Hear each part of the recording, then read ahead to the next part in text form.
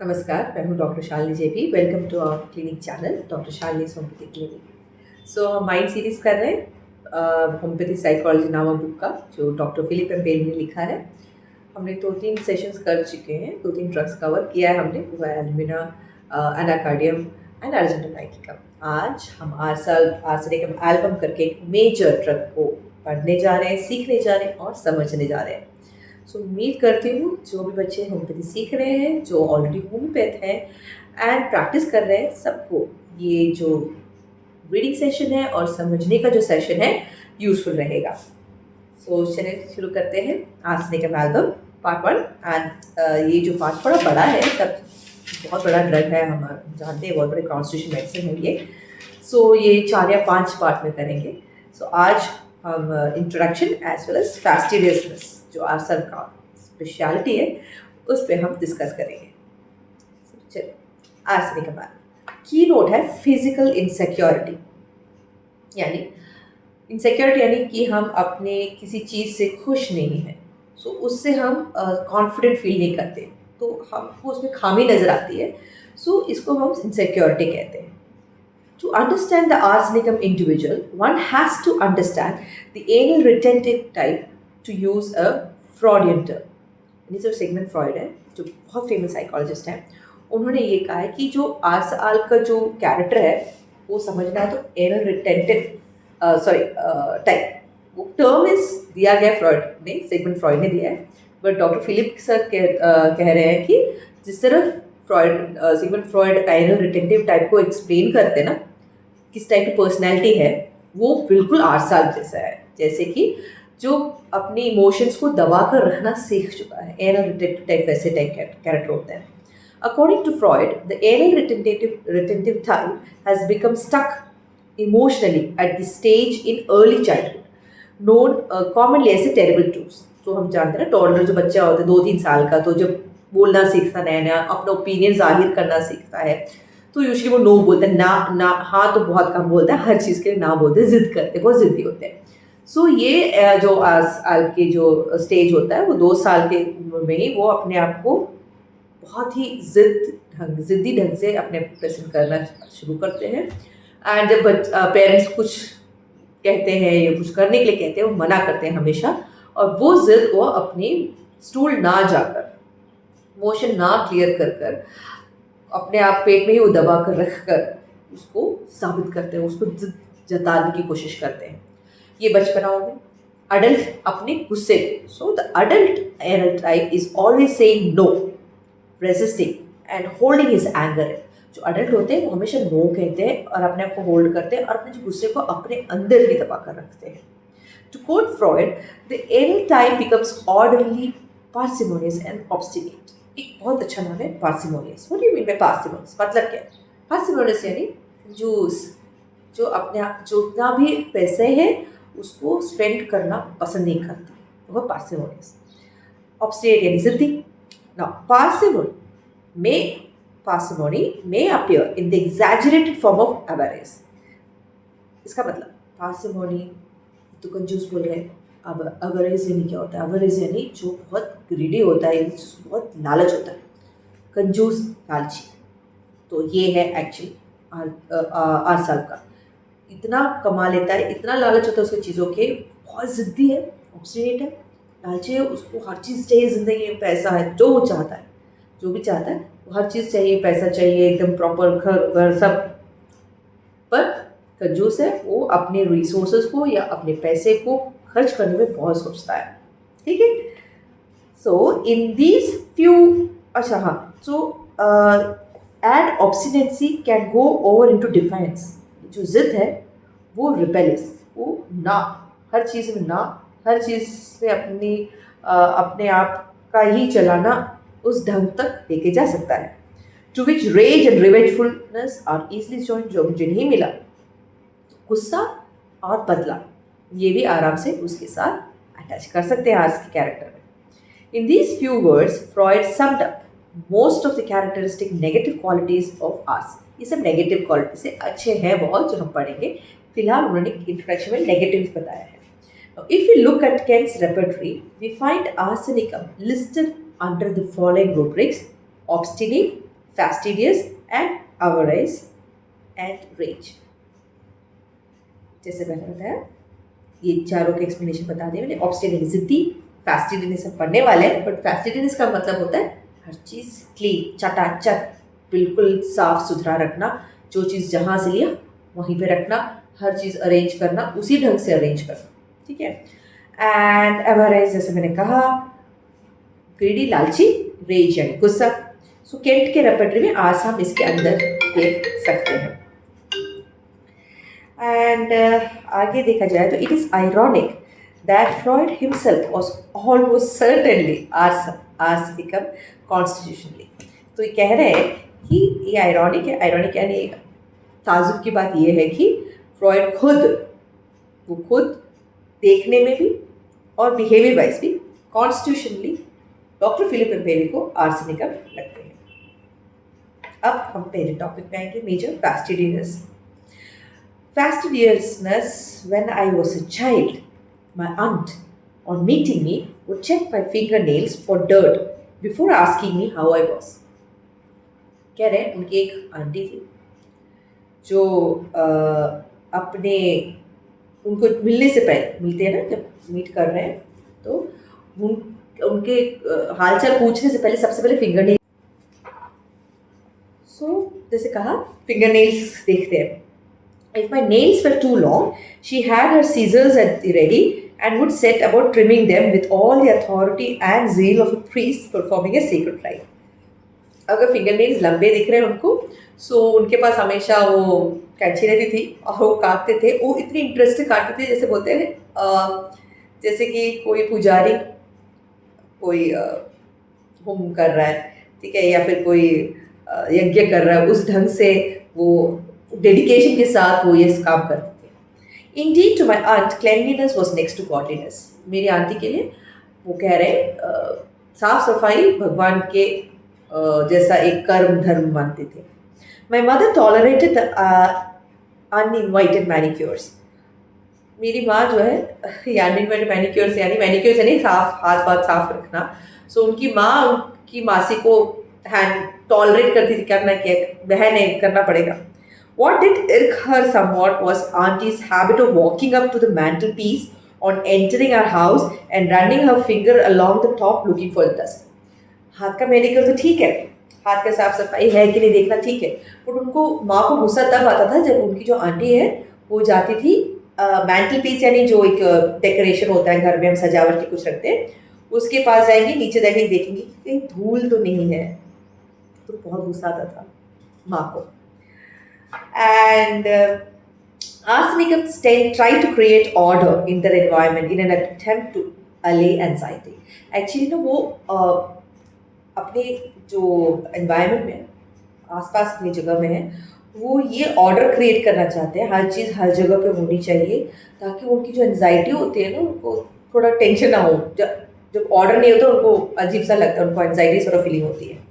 They are the most fastidious of all the constitution types, excluding the more pathologically obsessive fastidiousness of some syphilis and baratta. वो कह रहे हैं कि जो healthy answer है वो नोड होम्योपैथी मेडिसिन में सारे मेडिसिन में सबसे ज़्यादा साफ सुथरा ऑर्डर में रखने वाला जो कॉन्स्टिट्यूशन रेमेडी है तो वो आर्स है. बट पैथोलॉजिकल जो बोलते हैं ना, ऑब्सेसिव कंपल्सिव डिसऑर्डर बोलते हैं हम ना, ओसीडीज बोलते हैं, तो सिफिलिनम और बेराटम के मेडिसिन आते हैं. बट अदरवाइज कैरेक्टर वाइज ये आर्स पे आता है. Nux is the only other remedy listed in the repertory under the rubric fastidious, but Nux is really concerned more with efficiency than orderliness. Hence, he is often tidy at work but not at home. So ये कह रहे हैं कि नक्स ही दूसरा remedy है जो फैस्टिडियस के अंदर मेंशन है, पर जो नक्स का जो ये चीज़ होता है ना, ये ऑर्डर रखना, वो एफिशिएंसी के लिए. एफिशिएंसी का मतलब फास्ट काम करने के लिए, कि काम में रुकावट ना हो, जो चीज़ जहाँ रखा हो पता चलेगा तो ईजीली हम उसको फाइंड कर पाएंगे. सेट कर रखेंगे तो कोई भी वो काम कर सकता है, कि ये नहीं कि मैं ही काम करूँ. आई कैन डेलीगेट, मैं किसी और को बोल नहीं सकता अच्छा रख के इसके नीचे रखा हुआ है, वहाँ पे लेबल्ड है, उसको लेके प्रोसेस इज क्लियर, इसलिए वो रखता है. बट नक्स का घर नॉट नेसेसरली वो भी क्लीन हो ऑफिस की तरह. ठीक है. Natrum and causticum should be added to the rubric fastidiasis. Natrum जो हमारा मेडिसिन है और कॉस्टिकम इसको भी हम फैस्टिडियस के अंदर डाल सकते हैं. Arsenic individuals have an attention for detail that is unsurpassed. They often choose meticulous occupations such as accountancy, manicurist and fine craft work. जो आर्ट्स होते हैं उनको जो अटेंशन ऑफ डिटेल होता है ना, हर चीज़ ध्यान से, कोई भी चीज़ मिस ना हो, वैसे टाइप के जो पर्सनालिटीज़ होते हैं. एंड वो यूजली अकाउंट जो काम करता है अकाउंट में, मैनिक्योरिस्ट के लिए भी साफ सफाई, हाथ वाथ सब क्लीन करना है. एंड फाइन क्राफ्ट जो बहुत बारीकी से जो क्राफ्ट करे, बारीकी से जो कला किया जाता है उसमें. Arsenicum is a perfectionist at work, particularly with regard to the final appearance of the product, whether it be bookshelf, a ledger sheet or a painting. Arts के कैरेक्टर के हिसाब से वो बिल्कुल ही बहुत ही परफेक्शनिस्ट है. भले वो बुक शेल्फ रखो या वो पेंटिंग कर रहे हो या फिर वो अकाउंट का बुक ही क्यों ना हो, हर चीज़ उनको परफेक्ट ही पसंद है. उनका जो final product should be perfect. ठीक है, इसलिए उनको परफेक्शनिस्ट कहते हैं. All the i's will be dotted, all the t's will be crossed. उनकी हैंड राइटिंग देखी तो भी बहुत अच्छा लगता है. जब हम आई लिखते हैं, कभी कभी हमारा आई का जो डॉट यहाँ से वहाँ चला जाता है, तो डॉक्टर फिलिप कहते हैं कि वैसा नहीं होता है आर्ट्स के साथ. आर्ट्स का आई के ऊपर पक्का डॉट रहेगा और जो भी टी लिखते हैं वो टी, हम लोग भी टी लिखकर साइड में डाल देते हैं ना, कोई कोई, वो नहीं होगा. टी के करेक्ट टी के ऊपर वो डैश डालने टाइप ऑफ कैरेक्टर रखते हैं. इंग्लिश की बात कर रहे हैं. अगर हम हिंदी और हम जो हमारे लोकल लैंग्वेज में देखें तो हम ये अनुमान कर सकते हैं कि उनका जो हैंड राइटिंग होगा वो बहुत अच्छा होगा, बहुत दिखने में अच्छा होगा, परफेक्ट होगा. जो भी जिस भी भाषा में वो लिखते हैं, जो भाषा के हैं, वो जिस रीजन के हैं, वो उनके भाषा में जो लिख रहे हैं वो बिल्कुल क्लियर होगा. अल्फाबेट्स बहुत परफेक्टली लिखने के आदी होंगे वो. Natrum is also perfectionist at work in many cases, which results in some homeopaths confusing the two. तो Natrum भी बहुत सिमिलर है आर्ट्स के साथ, काम में स्पेशली बहुत सिमिलर है कैसे काम करते हैं वो. There are subtle differences in between the two in this regards. बहुत बारीकी की छोटी छोटी सी डिफरेंस ही दिखते हैं Natrum और आर्ट्स में काम के मामले में. Natrum is very self-critical and feels guilty or a failure when his work is not perfect. This is really a compensatory mechanism for his sense of being unworthy. Arsenicum, on the other hand, is motivated more by fear of chaos and physical disintegration. He feels anxious but not guilty if the work is not perfect. Natrum क्यों इतना perfect काम करता है?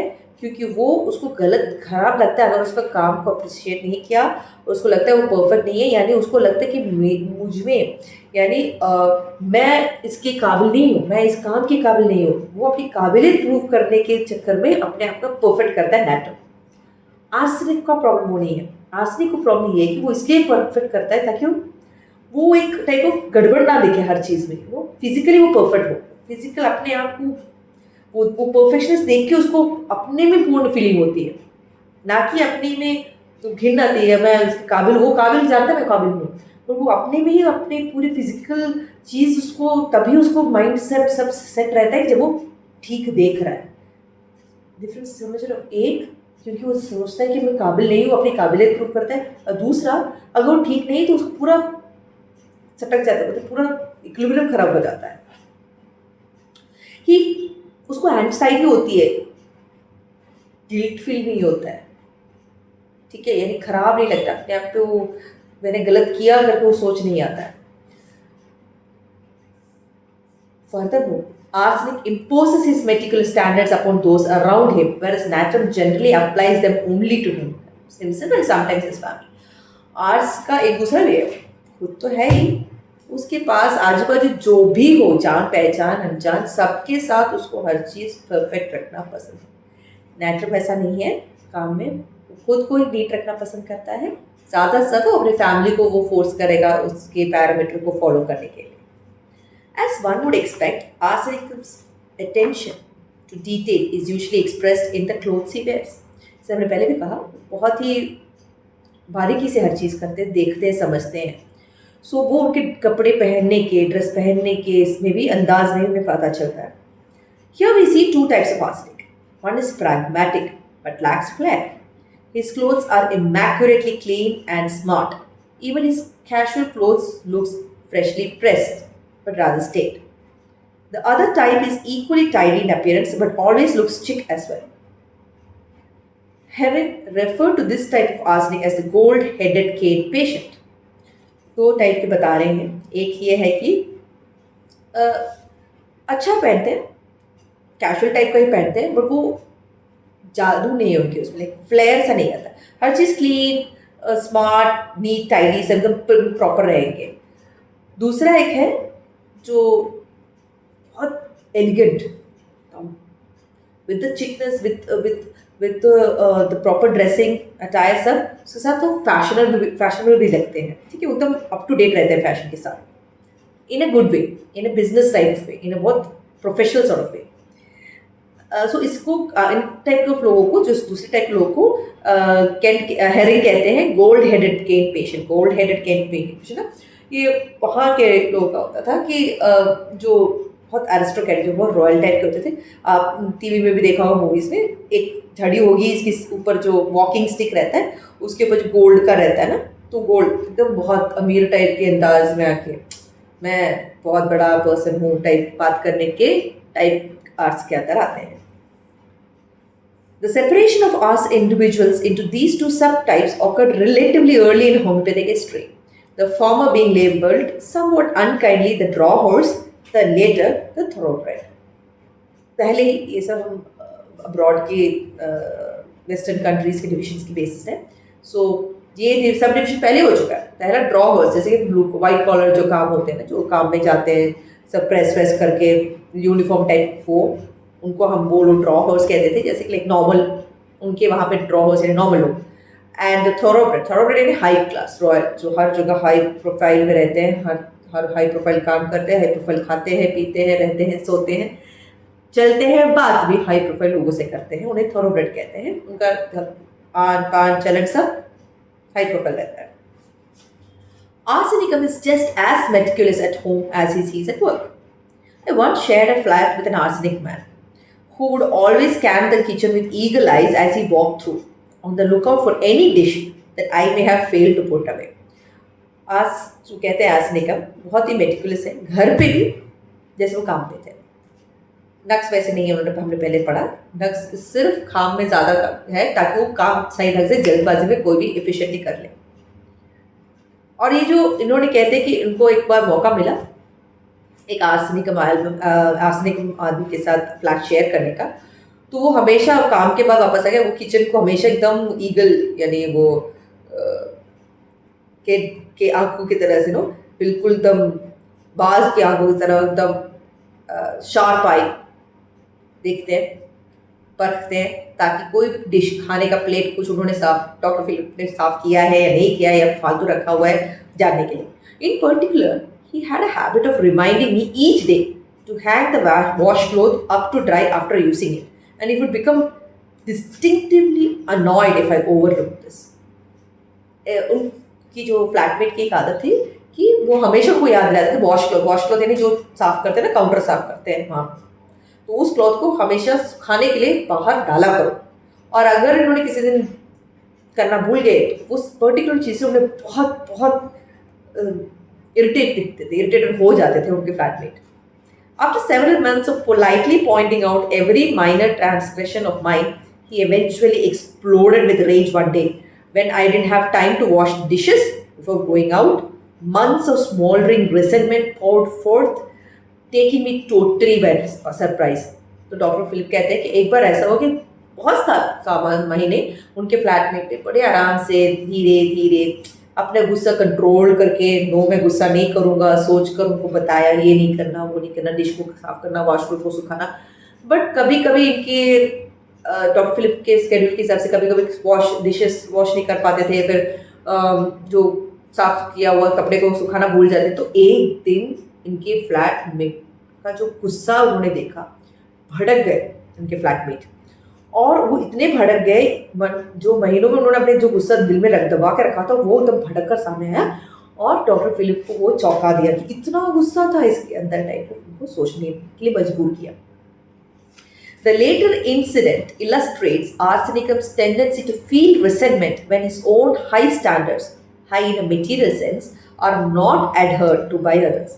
ये जो last में जो scene हुआ उनके फ्लैटमेट के साथ, इससे ये दिखाई देता है कि आज का जो टेंडेंसी है, कितना उनको रिसेंट, कितना उनके दिल में वो दबा कर रखते, वो गुस्सा, रिवेंज का, वो बदले का या फिर उसको बोलना है का, इतना बार वो दिमाग में दबा के रखते हैं।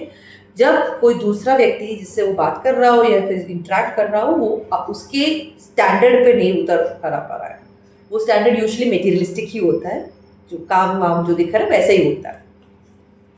Since most people are not as fastidious as arsenicum, circumstances which generate resentment are liable to occur every day, producing in many cases a kind of sourness as the accumulated resentment trickles out later by later. अब सब तो arsenicum तो हो नहीं सकते। सो होता क्या है, हमेशा जिसके साथ भी, तो किसी के साथ, घर में नहीं तो ऑफिस में, कहीं ना कहीं किसी ना किसी उसको से टेंशन या एंजाइटी हो ही जाता है, लड़ाई हो ही जाती है, क्योंकि उसके अंदर का जो गुस्सा होता है वो धीरे धीरे सही वो कड़वाहट में बदल जाती है, कड़वी बातें बोली जाती है। The fastidiousness or attention to detail that's so characteristic of arsenicum sometimes applies not only to the ordering of physical things but also to speech. My arsenicum aunt, for example, would correct sloppy grammar and pronunciation just as zealously as she removed her from fingernails. तो ये कह रहे हैं कि ये सिर्फ जो attention of detail होता है, वो सिर्फ अपनी सामान की चीज़ों पे सिर्फ ये नहीं, ये साफ नहीं रखा या धूल क्यों आ रही है, या फिर जो बताया क्यों नहीं किया, क्यों कपड़े नहीं धोए, क्यों बर्तन नहीं धोए, वैसा सिर्फ उसी में नहीं रहता है, बल्कि जिस तरह से आप बोल रहे हो उस पर भी होता है। यानी कोई कोई होते हैं ना, आप बात कर रहे हो तो अरे इसको ऐसे नहीं बोलते, इसको वैसे बोलते हैं, नहीं ग्रामर तुम्हारा गलत हो गया है, इसको इस तरह बोलते हैं। अब ये अलग बात है जब बच्चे को माँ या पिताजी सिखा रहे हैं, टीचर सिखा रहे हैं क्या सही गलत है। ये हर जगह किसी को भी बोल सकते हैं जहाँ पे वो सुन रहे हो, ठीक है, कोई भी बोल रहा है, उनसे बात कर रहे हैं, कन्वर्सेशन में उनको लगा उनको तो नहीं, आपको थोड़ा अलग बात करना है, बुरा मत मानिए, पोलाइटली बोलेंगे शुरुआत में, पर बोलेंगे जरूर। सो ये कह रहे हैं उनकी जो आर्सेनिक जो आंट थी, जो फिंगर नेल्स देखती थी ना हाथ के, या फिर जो धूल है कि नहीं मेंटल पीस में देखती थी, उनकी ये आदत भी थी कि अगर मेरा ग्रामर कहीं बिगड़ गया बोलते वक्त तो सुधारने में लग जाती थी। Her own syntax and pronunciation were immaculate. Arsenicum tends to practice what she preaches. वो ये कहते थे, ये नहीं कि वो सिर्फ बोलती थी दूसरों को सुधारने में, बल्कि वो खुद बहुत परफेक्ट थी। वो खुद अपने आप पर इतना वर्क करती थी कि वो खुद नीट रखती थी। वो फैस्टिडियस इतनी है कि हर चीज़ पक्का, बोलने का ढंग, बैठने का ढंग, प्रोनाउंसिएशन का ढंग, किस तरह से बोला जाता है, किस अदा से बोला जाता है, सब उनका परफेक्ट होता था। तो वो वही करती थी, दूसरों से उम्मीद करती है जो वो खुद करती है। The more integrated arsenic individual learns to accept a more relaxed standard and is less prone to resentment, but this does not come easily, and the perceptive homeopath will notice subtle ways in which even the more relaxed arsenicum client attempts to impose order upon the environment. कह रहे हैं जो बहुत ही सुलझे हुए या समझे हुए arsenic होते हैं, वो जानते कि समझते कि सबसे मैं उम्मीद नहीं रख सकता और थोड़े रिलैक्स रहते हैं, पर हल्के हल्के ढंग से उनका जो बॉडी लैंग्वेज हो या फिर उनका अनचान हो या बिहेवियर हो क्लिनिक में, वो उससे जो शार्प होम्योपैथ है, अगर ध्यान से देखा जाए वो पकड़ा जा सकता है कि ये जहाँ बैठा है वहाँ पे भी वो ऑर्डर रखने की कोशिश कर रहा है। सो आज पार्ट 1 के आर्सेनिक एल्बम में हम इतना ही करेंगे फैस्टिडियस। कल पार्ट 2 में हम फिजिकल इनसिक्योरिटी एंड एंजाइटी को कवर करने की कोशिश करेंगे, ठीक है। सो उम्मीद करती हूँ आज का जो सेशन हमारा हुआ है, छोटा सा सेशन फैस्टिडियस के ऊपर हुआ, आर्सेनिक एल्बम का, बहुत बड़ा ड्रग है, बहुत बड़ा कॉन्स्टिट्यूशन रेमेडी है, इम्पॉर्टेंट कॉन्स्टिट्यूशन रेमेडी है, एंड अब सबको इससे फ़ायदा हुआ है, जैसे मुझे तो होता है हर एपिसोड में, हर सेशन में, रीडिंग सेशन में। सो उम्मीद करती हूँ आप देखेंगे, लाइक भी करेंगे, कमेंट भी करेंगे कहाँ हम इम्प्रूव कर सकते हैं, एंड प्लीज़ शेयर कीजिए जिस चीज़ को आप जानते हैं, ताकि ज़्यादा से ज़्यादा पता चले और हम पार्टिसिपेट करिए, एक साथ मिलजुल कर पढ़ सकें। सो इसी के साथ आप सब के साथ फिर से मिलने तक ख्याल रखिएगा। धन्यवाद।